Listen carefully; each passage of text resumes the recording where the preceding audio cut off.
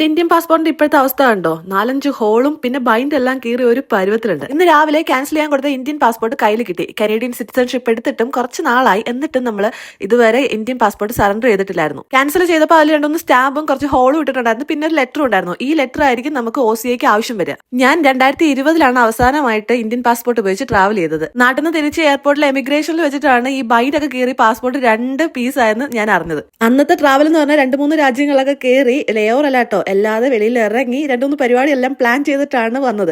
പക്ഷേ എന്റെ ഒരു ധൈര്യം വെച്ചിട്ടായിരിക്കും ഞാൻ ഈ പരിപാടിയെല്ലാം ഈ കീറിയ പാസ്പോർട്ടും വെച്ച് ചെയ്തു. ആദ്യം പോയത് ദുബായിലാണ്. ഒരു അറബിയുടെ കയ്യിൽ നിങ്ങളുടെ പാസ്പോർട്ട് 2 പീസായിട്ടിരിക്കുകയും അവർ നിങ്ങളെ സംശയത്തോടെ നോക്കുന്നൊന്ന് ആലോചിച്ച് നോക്കിയേ.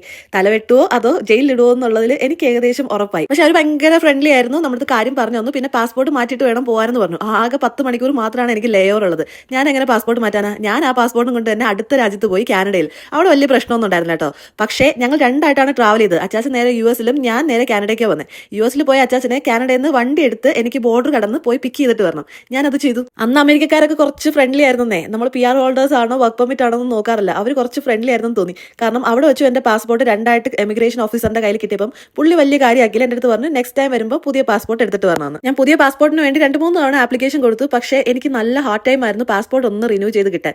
പക്ഷേ ആ സമയത്ത് ഞാൻ കനേഡിയൻ കനേഡിയൻ സിറ്റിസൺഷിപ്പിന് എലിജിബിൾ ആയിരുന്നു. അതുകൊണ്ട് ഞാൻ അതിന് ആപ്ലിക്കേഷൻ കൊടുക്കുകയും കനേഡിയൻ സിറ്റിസൺഷിപ്പ് എടുക്കുകയും ചെയ്തു. ഇത്തവണ കുറച്ച് ഹാർഡ് ടൈം ഉണ്ടായിരുന്നെങ്കിലും നമ്മൾ BLS-ൽ പോയപ്പം പ്രീമിയം ലോഞ്ച് എടുത്തിട്ടുണ്ടായിരുന്നു. എക്സ്ട്രാ $200 കൊടുക്കേണ്ടി വന്നു. എന്നാലും കാര്യം എളുപ്പം നടന്നു. പാസ്പോർട്ട് വന്ന സ്ഥിതിക്ക് നാളെ നമുക്ക് OCA ആപ്ലിക്കേഷനുമായിട്ട് പോകണം. ഇന്ന് ഈവനിങ് ഒരു ചായയും പാർലേജും കഴിക്കാൻ തോന്നിയതാണ്. അതിനുശേഷം ഡിന്നർ കഴിക്കാൻ ഭയങ്കര മടി. കാരണം വയറ് നല്ല ഫുള്ളായി. അതുകൊണ്ട് നമ്മൾ ജസ്റ്റ് 2 മുട്ട ഒന്ന് വറുത്തിട്ട് കുറച്ച് പഴവും ബ്ലൂബെറി ഒക്കെ ആയിട്ടാണ് ഡിന്നർ കഴിച്ചത്. ചില സമയങ്ങളിൽ അങ്ങനെയാണ്. ഹെവി ആയിട്ട് സ്നാക്സും ചായയും കുടിച്ചു കഴിഞ്ഞാൽ പിന്നെ ഡിന്നറിനൊന്നും വേണ്ടി വരില്ല. ഈ ഉണ്ടാക്കിയ ഫുഡ് കണ്ടു കഴിഞ്ഞാൽ ഒരാൾക്ക് തികയോ എന്ന് ചോദിക്കുകയാണെങ്കിൽ ഇത് 2 പേർക്കുള്ളതാണ്. എനിക്കും അച്ചാച്ചനും കൂടിയുള്ള ഫുഡാണിത്.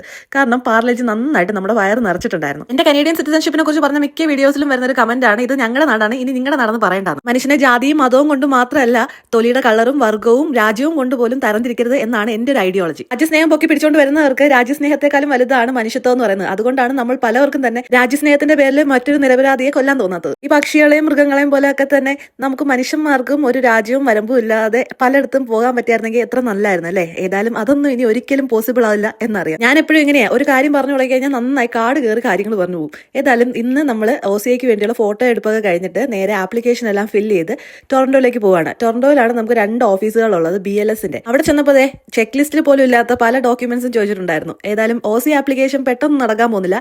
ഇനി നമ്മൾ കുറച്ച് ഡോക്യുമെന്റ്സ് കൂടി ഒപ്പിക്കണം. പിന്നെ ഇവിടുത്തെ ലോഞ്ച് കൂടി എടുക്കാതെ കാര്യങ്ങൾ മുമ്പോട്ട് പോകില്ല. അപ്പൊ നമുക്ക് വേറൊരു വീഡിയോ കാണുന്നതായിരിക്കും. Stay tune. Bye by.